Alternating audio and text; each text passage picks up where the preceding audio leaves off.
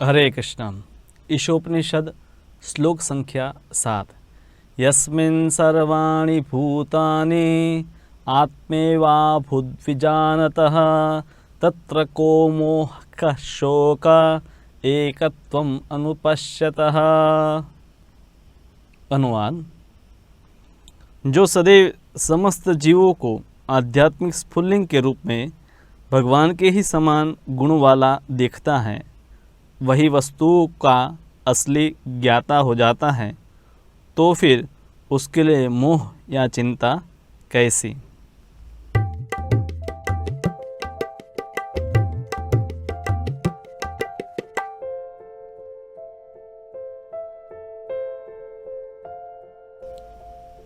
हरे कृष्ण। ईशोपनिषद का ये जो श्लोक है वो हमें शोक और मोह से मुक्त होने का बहुत ही व्यवहारू उपाय बताता है, और इस आध्यात्मिक उपाय से हम संसार के दुख से मुक्त हो सकते हैं, शोक से मुक्त हो सकते हैं। तो बहुत ही महत्वपूर्ण शिक्षा दी गई है। तो सबसे पहले जो बताया गया है जीव और भगवान के बारे में, कि कैसे जीव और भगवान हैं वो अभिन्न है और फिर भी भिन्न है। तो यहाँ पर हमें ये समझना चाहिए, जहाँ पर एकत्व की बात की गई है, तो प्रायः भारत भर में कई बार हम आत्मा और परमात्मा की बात करते हैं तो अधिकतर लोग क्या कहेंगे, आत्मा ही परमात्मा, आत्मा सो परमात्मा, जो आत्मा है वही परमात्मा है। पर अगर दोनों एक होते तो दो शब्दों की आवश्यकता भी क्या है, फिर आत्मा और परमात्मा हम क्यों कहते हैं। तो गुणात्मक दृष्टि से दोनों अभिन्न हैं, दोनों है सच्चित और आनंदमय है। जैसे अग्नि होती है, अग्नि से अंगारे जब निकलते हैं, स्फुल्लिंग निकलते हैं, तो उसमें भी अग्नि का स्वभाव होता है। पर मात्रा की दृष्टि से देखें तो अग्नि और उसके स्फुल्लिंग में बहुत बड़ा तफावत भी होता है, भेद भी होता है। तो मात्रा की दृष्टि से जीव और आत्मा में आत्मा और परमात्मा में फर्क होता है, क्योंकि भगवान या परमात्मा जो है वो विराट है, विभु है, और जीव जो है आत्मा है वो अणु है, वो विभु नहीं है। भगवान अनंत है, परम जो जीव है वो अनंत नहीं हो सकता है। तो यहाँ पर जो उदाहरण दिया है कि भगवान जो है वो अग्नि की भांति है और उनकी शक्तियाँ ताप और प्रकाश की भांति फैली हुई है। तो भगवान की दो प्रकार की शक्तियाँ हैं, एक बहिरंग शक्ति जो है उसमें पराशक्ति है और दूसरी अपराशक्ति है।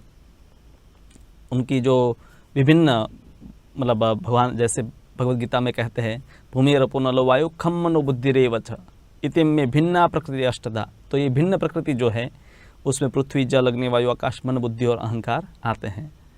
और दूसरी प्रकृति है परा प्रकृति, वो है जीव शक्ति। अब जीव शक्ति जो है वो भी चेतन है, भगवान भी चेतन है। तो ये दोनों का स्वभाव एक जैसा है, फिर भी जीव है अति सूक्ष्म है, और अपरा शक्ति है वो तो जड़ है, तो उसकी तो भगवान के साथ तुलना कर ही नहीं सकते हैं। तो एक भक्त है जो श्रद्धावान है, जिसमें ईश्वर की समझ है, वो इस प्रकार से एकत्व देखता है कि सभी जो जीव हैं और उसमें और भगवान में कोई फ़र्क नहीं है, परमात्मा में कोई फ़र्क नहीं है, क्योंकि गुण की दृष्टि से दोनों एक हैं। तो वो अपनी पहचान इस शरीर से न करके ईश्वर के साथ ही अपनी पहचान करता है। तो इस प्रकार से वो सभी जो जीव हैं उनको एक ही परिवार के सदस्य की भांति ही देखता है। इस प्रकार से जो एकता है वो उसके मन में सबके प्रति एकता होती है। तो यहाँ पर हमें ये समझना चाहिए कि एकत्व अनुपश्यतः, एकत्वम अनुपश्यतः, एकता और अनुपश्यत यानी कि उस प्रकार से देखना। तो जीवों में भी परमात्मा के अति लघु मात्रा में 80% गुण होते हैं। रूप गोस्वामी जो है गौड़ी वैष्णव आचार्य हुए, जिन्होंने बताया कि अल्प मात्रा में जीव में भी ईश्वर के 80% गुण होते हैं। जैसे समुद्र है, उसका पानी होता है, समुद्र में काफ़ी विशाल जल राशि है, फिर उसमें से एक बूंद आप जब ले लें तो उस बूंद में भी समुद्र के पानी के कुछ गुण तो होंगे ही, अति लघु मात्रा में, और कुछ गुण होते हैं। तो उसी प्रकार से जीव में भी अति लघु मात्रा में ईश्वर के गुण हैं, पर जीव में कभी भी ईश्वर के समान ही सब गुण पूर्ण मात्रा में उसी प्रकार से नहीं होते हैं। तो इसीलिए ये क्या जीव ईश्वर के समान हो सकता है? तो समान उस प्रकार से है क्योंकि उसमें भी समान गुण है, पर फिर भी हमें समझना चाहिए कि जीव अति लघु है और इसीलिए ही जीव ही माया के प्रभाव में आता है। कभी ईश्वर है, आपने सुना है कि ईश्वर है माया के प्रभाव में आ गए, ईश्वर माया के पति है, वो मायाधीश है और हम माया के अधीन हैं। तो हम माया के अधीन हैं और भगवान है माया के पति हैं, तो वो कभी माया के प्रभाव में नहीं आते क्योंकि वो अनंत है, पर जीव अति लघु होने के कारण माया के प्रभाव में आ सकता है। तो ईश्वर के समान इसलिए बताया है कि ईश्वर के समान कोई भी नहीं है, न ततश्च समश्चा अधिक दृश्यते, तो उनके समान भी कोई नहीं है, उनसे कोई अधिक भी नहीं है। और यही भावना जो है उसको हमें समझना चाहिए, एकत्व भी समझना है और साथ साथ में जो भेद है वही समझना है। और दोनों समान ही है तो भक्ति का कोई प्रश्न ही नहीं होता है। अगर जीव और ईश्वर, आत्मा और परमात्मा दोनों एक ही हैं तो कौन किसकी भक्ति करेगा? फिर तो भक्ति का कहाँ प्रश्न उत्पन्न होता है, साधना का कहाँ प्रश्न होता है। कुछ लोग ऐसा मानते हैं कि जीव अभी भूल गया कि मैं ईश्वर हूँ, तो फिर प्रश्न आएगा किसने भुला दिया? माया ने भुला दिया। तो माया तो ईश्वर से फिर बड़ी हो गई, तो माया कभी भी ईश्वर के ऊपर प्रभाव नहीं कर सकती है। जीव अति लघु है, इसलिए माया का उसके ऊपर प्रभाव होता है। तो एकत्वम अनुपश्यतः, ये हमें समझना चाहिए। एकत्व है वो गुणों में है और उस प्रकार से अनुपश्यता मतलब वो हमें देखना चाहे, समझना चाहे। जैसे हमें अलग अलग वैष्णव आचार्य है, जैसे रामानुचार्य है, मध्वाचार्य है, चैतन्य महाप्रभु है, श्रील प्रभुपाद जी हैं, उन्होंने जिस प्रकार से समझा है उसी प्रकार से देखना, उसी को कहते हैं अनुपश्यता, उस प्रकार से देखना। तो एकत्व के बारे में थोड़ा और विस्तार से चर्चा करते हैं कि कैसे परमात्मा और आत्मा का एकत्व है या जीव और ईश्वर में एकत्व किस प्रकार से है। जैसे हम सब भारत देश में रहते हैं और भारत देश के हम सब नागरिक हैं, तो इसीलिए हम कहते हैं कि हम सब एक हैं, क्योंकि हम सब का जो स्वार्थ है, जिसमें लाभ है, एक ही है। क्योंकि भारत का कल्याण है तो उसमें हमारा कल्याण है, क्योंकि हम सब उसके नागरिक हैं। तो उस प्रकार से सब भारतीय एक है, पर कभी ऐसा समय नहीं आएगा कि सब भारतीय जैसे दूध में चीनी आप मिला दे और वो चीनी है एक रस हो जाती है दूध के साथ, तो उस प्रकार से सब भारतीय एक रस हो जाएंगे। हम सब का अपना अपना व्यक्तित्व भी बना रहता है, पर हम सब का जो स्वार्थ है, देश है, वो एक है।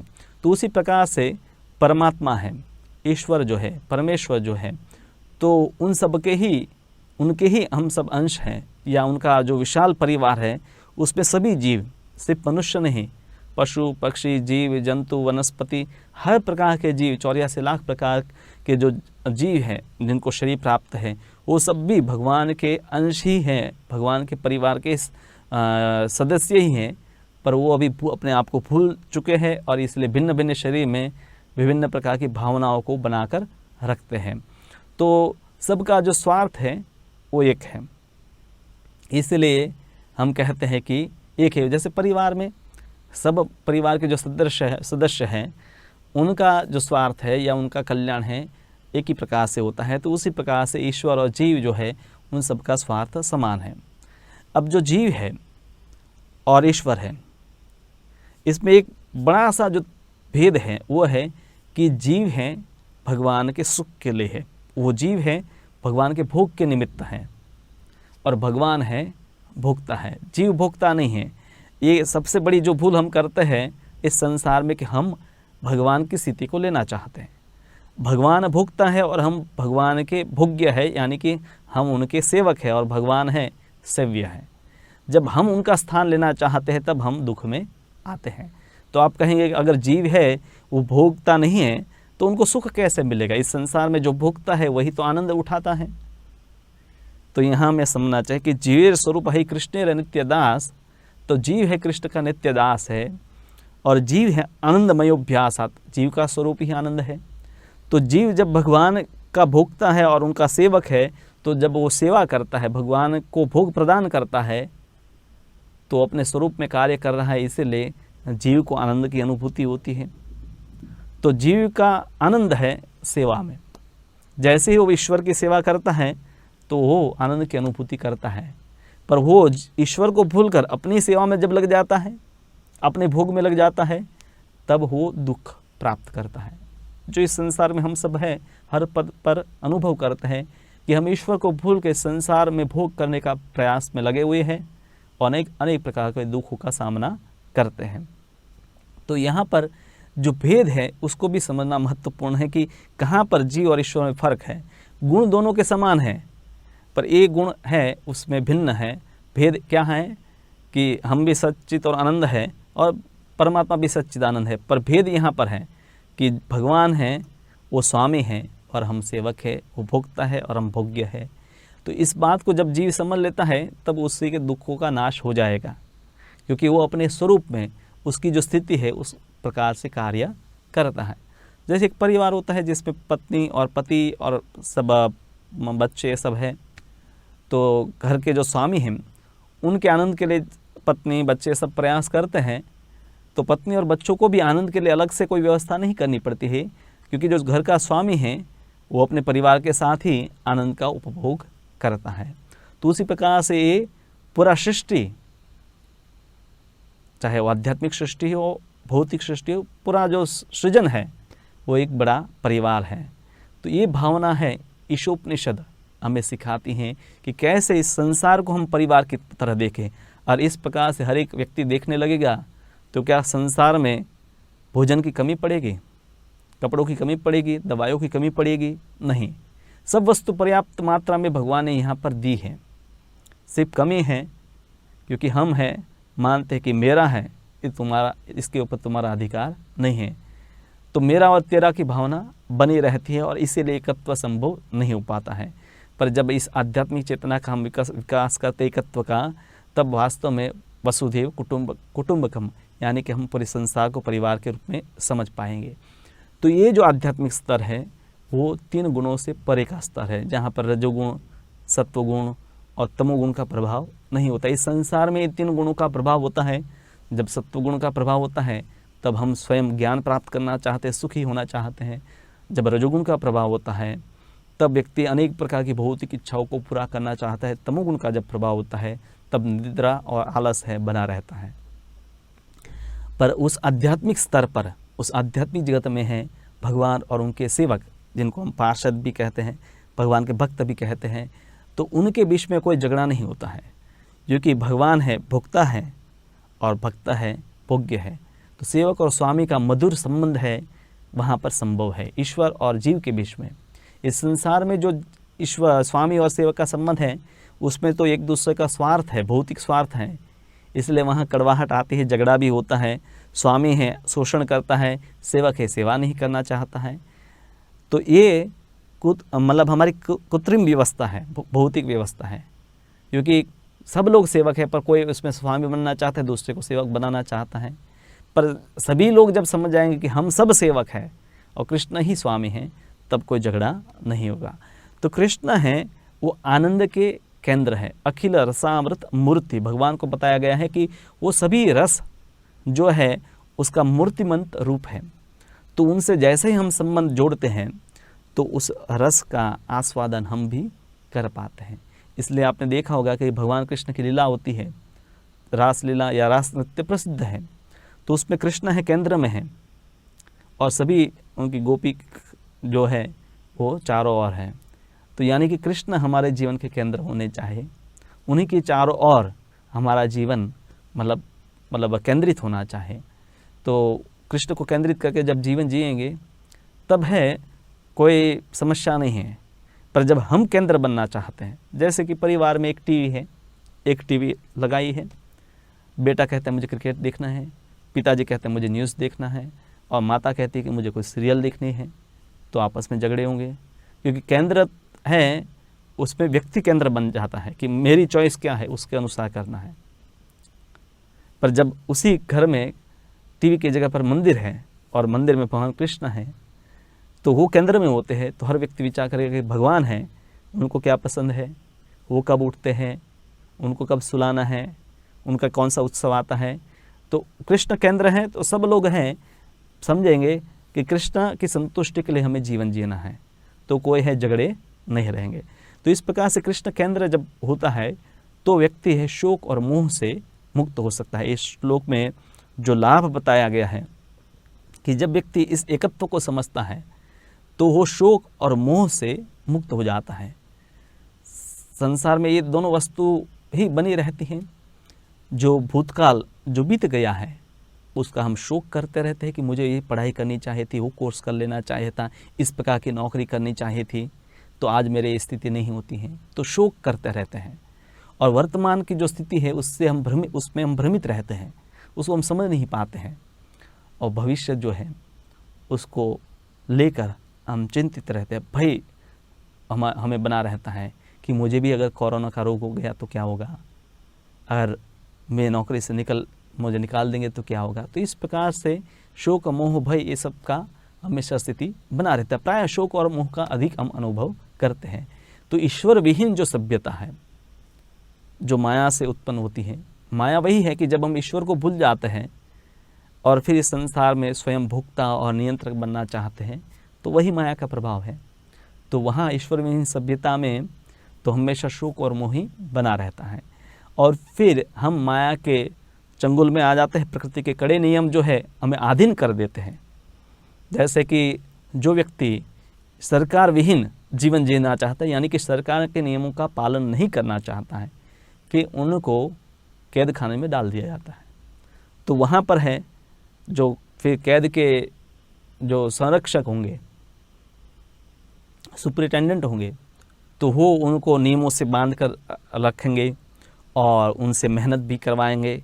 और जीवन है सुखमय नहीं होगा, कई प्रकार के कष्ट सहन करने पड़ेंगे। सोने के लिए गद्दे नहीं होंगे और ज़मीन पर ही सोना है, और बहुत सारे लोग एक रूम में रहना है, मेहनत करनी है, सुबह उठना सोना सबके लिए नियम है। तो प्रकृति के नियम में इस प्रकार से हम बंध जाते हैं जब हम अपने स्वरूप को भूल जाते हैं।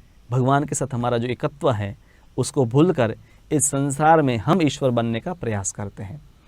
और फिर ऐसे ईश्वर बनने के प्रयास में हम इस सभ्यता का जो विकास करते हैं, बड़े बड़े सिटी नगर का निर्माण, उद्योगों का निर्माण और आर्थिक विकास, पर ये सब ध्वस्त हो जाता है जब ईश्वर के सामने हम लड़ाई लड़ने जाते हैं। जैसे कि वर्तमान में हम देखते हैं कि रोग फैला हुआ है और उसके सामने सभी जो मनुष्य हैं, बड़े बड़े वैज्ञानिक और राजनेता है, लाचार है, कुछ भी नहीं कर पाते हैं। तो उसी प्रकार से जब हम ईश्वर का स्थान लेना चाहते हैं तो प्रकृति के नियम के द्वारा हमें दंड प्राप्त होता है। और ये दंड देने में भगवान को सुख नहीं मिलता है। जैसे सरकार को आनंद नहीं आता है कि कोई जेल में जाए, वो तो नहीं चाहते हैं कि जेल हो, पर हम चाहते हैं, हम नियमों का उल्लंघन करना चाहते हैं, इसीलिए जेल की व्यवस्था करी जाती है। तो ये जो जेल से मुक्ति अब हमें लेनी है, माया से मुक्त अगर होना है, सभी समस्याओं से मुक्त होना है, तो हमें क्या करना पड़ेगा? सरेंडर, आत्मसमर्पण। सरकार को हम समर्पण कर दे और स्वीकार कर ले कि मैंने भूल की थी और कि क्या मेरे लिए क्या उपाय है कि कैसे मैं अपनी इस भूल को सुधारूं। फिर वो हमें कुछ एक कार्यक्रम देंगे, उसके अनुसार हम कार्य करेंगे और अपने आप को सुधार देते हैं, तो फिर कैद खाने से मुक्त हो जाएंगे। कैद खाने से भागने का उपाय कोई नहीं है दूसरा कि हम इससे भाग ले। तो यहाँ पर हमें समझना पड़ेगा कि हम हैं भगवान के साथ हैं, मतलब जो सामंजस्य, भगवान की जो योजना है उसको समझकर उसी के अनुसार चलने से ही इस कैद खाने से मुक्त हो सकते, और कोई उपाय नहीं है। तो यहाँ पर जो बात की गई है वो बहुत उच्च स्तर की बात है, जिसको आत्मभूत अवस्था कहते हैं, जहाँ पर हम समझते कि हम ये शरीर नहीं आत्मा है। सिद्धांत तो ये सबको पता है, भारत में ऐसा कोई व्यक्ति नहीं होगा जिसने ये पहली बार सुना होगा कि हम ये शरीर नहीं आत्मा है। पर उस स्तर पर है, हम लंबे समय पर रह नहीं पाते हैं, हम हमेशा देह के स्तर में रहते। इसको कहते हैं जीवभूत अवस्था, और जब अपने आप को हम आत्मा समझते उसको कहते हैं ब्रह्मभूत अवस्था। तो ब्रह्मभूत अवस्था में जो है व्यक्ति है अपने कर्म फलों को कृष्ण के लिए प्रयोग करता है, और जीवभूत अवस्था में जीव कर्म फलों को स्वयं भोगने का विचार रखता है। तो ये जो बड़ा परिवार है, तो उसमें संतान है, पत्नी है, सबका कार्य है कि जो स्वामी है, पिता है, उनकी सेवा करे। और पिता की सेवा होगी तो पिता जब सुख भोगेंगे तो परिवार में सब लोग भी सुख का अनुभव करेंगे। और पिता ही पालन करता है और पिता ही हमारा रक्षण करने वाला है। परमपिता जो भगवान है वही तो सबका पालन करते हैं, वही सबको रक्षण भी प्रदान करते हैं। जो उनको नहीं मानते हैं उनका भी पालन या रक्षण तो उन्हीं के द्वारा होता है। और पर इससे आप समझ गए होंगे कि परमपिता जो है, क्योंकि हमारे पिताजी हैं तो उसी प्रकार सबके पिताजी हैं, वो भी एक पर ब्रह्म है, परम व्यक्ति है। वो कोई है कंसेप्शन नहीं है कि कोई सिर्फ धारणा हो या कुछ एनर्जी हो। हाँ, वो अपनी शक्ति के माध्यम से सर्वव्यापी है, उस प्रकार से आप कह सकते हैं कि वो एक एनर्जी है। पर वो एनर्जी या शक्ति जो है उसको भी धारण करने वाला एक व्यक्ति है, दिव्य व्यक्ति है, सच्चित और आनंदमय है, और वो भगवान कृष्ण है। तो उनके साथ अपने संबंध को जानना है। पर ऐसा संबंध, ऐसा ज्ञान तुरंत नहीं हो जाता है। अभी आप सुन रहे हैं और धीरे धीरे हर रोज़ ऐसे सुनते रहेंगे तो ये ज्ञान है, इसका साक्षात्कार आपको होगा। इसलिए भगवद गीता में बताया गया है, बहुनाम जन्मनाम अन्ते ज्ञानवान माम प्रपद्यते वासुदेव सर्वमिति स महात्मा सुदुर्लभ। कि अनेक जन्मों के बाद जब वो बारंबार सुनता है, सेवा करता है, तब जाकर ये ज्ञान उसको हो जाता है कि वासुदेव ही सब कुछ है। और ऐसा महात्मा, ऐसे व्यक्ति को महात्मा कहते हैं जो ये समझ गया है कि वासुदेव ही सब कुछ है, उन्हीं की सेवा में मेरा कल्याण है। तो सुदुर्लभ, ऐसा व्यक्ति बहुत दुर्लभ होता है। और ऐसे ही हमारे इस्कॉन के संस्थापक आचार्य श्रील प्रभुपाद जी महात्मा थे और अभी भी उनके शिक्षाओं के माध्यम से विद्यमान है। और वो ऐसे महात्मा थे कि जिनके संसर्ग में आने वाले, संपर्क में आने वाले लोग भी आध्यात्मिक रूप से उन्नत होकर ऐसी ब्रह्मभूत अवस्था है वो वहाँ पर पहुँच पाए। तो आप सबके लिए भी मौका है कि आप श्रील प्रभुपाद जी के ग्रंथ हैं उनका अध्ययन करें, उनकी वाणी को सुने, और आप भी उनके सत्संग से महात्मा की स्थिति को प्राप्त कर सकते हैं। और जब ऐसी महात्मा की स्थिति, भले एक जन्म नहीं अनेक जन्म भी लग जाए, पर हमें इस प्रोसेस में, एक क्रिया में जुड़े रहना है।